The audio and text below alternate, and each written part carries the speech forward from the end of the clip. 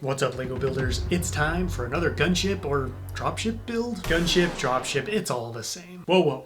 I'm just kidding. I don't want to melt down in the comments section. Today, I'm building the most advanced gunship I've ever attempted, which belongs to the FPSC faction who reside in the harsh jungle on Kokundra. And this attack craft has the latest when it comes to specs, weapons, and at the end of the video, you get to see it in action. So don't forget to open fire on that like button, and let's get building. Normally, when it comes to building aircraft, I start by picking out the windshield piece, using that as a base to figure out the vibe and design I want. But in this case, I already have a specific design chosen, and it doesn't involve any molded windshields, but instead good old brick and tile. A while ago I was looking up sci-fi gunship mocks as I was building my LRAC dropship, and I stumbled upon this gem of a ship designed by Carter on Flickr. I was enamored with this craft and marveled at the fact that Carter had built the windshield out of common pieces. I logged the build away for future reference, but knew I would be returning to try out that windshield technique myself, and what better project to test it out than a sci-fi gunship. I have no idea how Carter did his, and I don't want to just recreate it anyways, but create something new, so I noodled around with some brick until I got the beginnings of something promising. I want to surround the black windshield section with dark tan slopes and other pieces to make it look like it's securely nestled in the cockpit. With the black done, I can turn to the sides. Because this is a brick-built windshield, I can attach pieces directly to it, making a solid cockpit build. Even before I knew how I was going to start building this ship, I knew that it would include this slope piece somehow.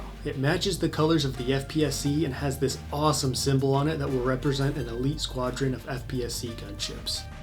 I do need to figure out how to connect the two sides of the cockpit underneath the windshield, so I devised this little plate build that has studs on both sides. This is also the perfect spot to add some sensors and other tools commonly seen under the nose of gunships and other craft. With that out of the way, I can finish assembling the cockpit. Brick-built windshields offer so many new ways to shape not just a windshield, but the entire cockpit, providing an aesthetic I've never gotten before, and I'll definitely be using this idea again. But it's way too early to start celebrating. I still have much that needs to be figured out before I can call this project a success. Next, I want to build the body so I can figure out how the cockpit tail and wings are all connecting together. These molded inverted slope bricks are my absolute favorite piece to use when building ships. They make up the base of every single aircraft I've built for my world of Kofera except two. The majority of the body will be occupied by the troop base / cargo hold, which is represented by this tiled off area. It's enclosed on two sides by small brick walls that have handholds attached to them for troops hitting some turbulence or for tying down cargo. I can't have people flying out of the ship during a bumpy landing. The cargo bay doors took a lot of thought and a couple of failed designs before I had the idea to use these trap doors. I've had some laying around for so long and they're finally coming in handy. I'm flipping them on their sides and tiling off the top, creating the side wall of a cargo area with a built-in door. I did run into a problem around the hinges though. That 1x2 stud section at the back has to be left open in order for the doors to swing outwards, so if I put something there it stops the hinges from working. But it's mostly going to be on display, and if I want to open the doors all I gotta do is pop off the 1x2 tile.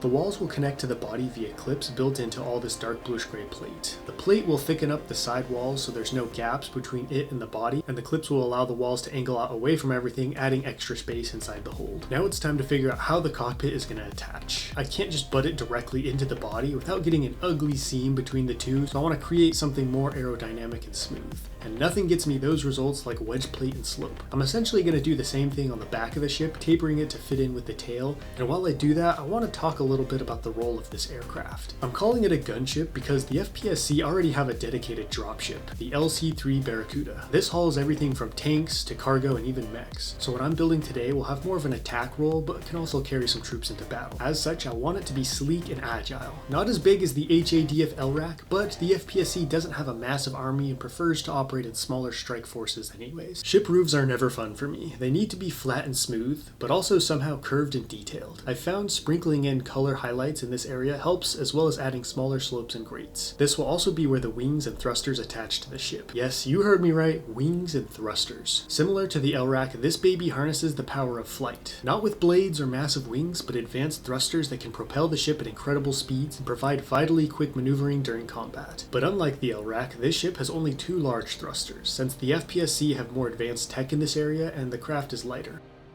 The wings are attached to the body at an angle so the thrusters aren't pointing directly at the ground, and I made sure the wings are long enough to keep the thrusters out of the way of the hull doors when opened. In the spirit of keeping things aerodynamic, this long slender slope brick will make up the majority of the upper tail. The gradual slope of 4 studs wide to 2 will taper the end nicely, and it sits on a 6 stud wide base to better line up with the body. I lined the underside with wedge plates somewhat matching the taper and to make the tail just a little bit wider but also more substantial. The actual tail will be a set of small wings with these line wings on top for extra stability as this ship zips and soars through the sky. Once the top of the tail is done, I can attach it and the cockpit to the body and see how things are coming together. This ship has challenged me like few ships before it. The rear of aircraft seems to be a particular Achilles heel of mine because I always get stuck on them and can't figure out the proper shape. But I gotta finish this ASAP, so it's time to get experimenting. I've had some success making a brick-built base out of inverted slope and covering the sides with other slope pieces, so I'm gonna try that again. The brick chunk will establish the curve of the tail, and now I just need to match it on the sides.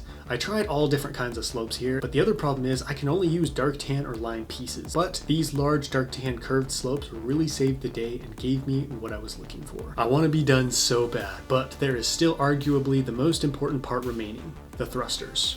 With no means of flying, this ship would be about as effective as a fleet of Star Destroyers against main character plot armor, so I gotta build a couple thrusters. Earlier I said the FPSC had more advanced propulsion tech than the HADF, who have only just started designing theirs, so I want this one to look slimmer, since we all know nothing's as advanced like sleek and thin. Actually, maybe not always.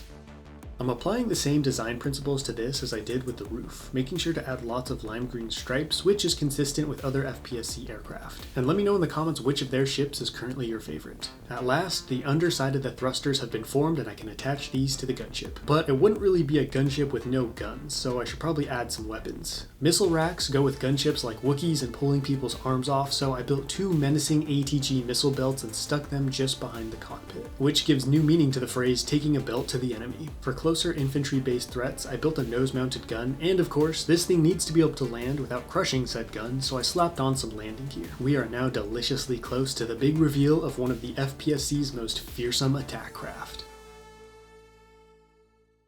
Every military has its workhorse aircraft, the one vital for any military, humanitarian, or secret mission, fast, strong, and ready to answer the call day or night. And nothing describes the G-10 Devilfish gunship better than that. Its bulky yet somehow lithe frame is propelled through the air using mighty Camultium-fueled thrusters, while 2 smaller thrusters sit under the rear wings to help stabilize the craft during takeoff and landing. Its twin-door hold area forms the bulkiest section and can carry a full squad of FPSC soldiers. This gunship can also lay down some serious hurt via a twin-barreled nose-mounted gun and 2 racks of missiles behind the cockpit. All in all, this craft is the epitome of what a good dropship/gunship should be. Today, part of Kraken Squad, an elite squadron of Devilfish gunships, have been scrambled for something unusual. The pilots are instructed to retrieve something and bring it back to base. The asset is undescribed and an entire strike team of commandos is loading into the first bird. Later, miles into the desolate wastelands outside the base, the 3 gunships touch down and are greeted by the remains of an FPSC squad. At the center of the landing zone, a massive head sits in the dirt as an ogre mech towers nearby, missing an arm. The squad leader informs the newcomers that they had engaged a pod of bio-nightmares and come across a new strain never before encountered. The mech had managed to saw the head off one at the cost of its arm, and HQ had ordered that it be retrieved for further study. Something was different about this pod though, the squad leader said. They were more aggressive, almost desperate, unwilling to be turned back, as if whatever they were facing here was far better than what they'd left behind. The HADF are in trouble. Their air superiority was one of the main factors that helped them win the Protectorate War in Millennia Prime, and it's looking like the FPSC have them beat in every category of aircraft. The Devilfish is basically the perfect combination of the LRAC and Wyvern gunship, combining speed and agility with size and firepower. However, as is the case with most FPSC units and vehicles, they are quite outnumbered by the HADF, who have also taken note of the deadly Piranha attack craft and started working on an advanced fighter of their own. That's a wrap for this video. Let me know what you think of the Devilfish in the comments, and until next time, happy building.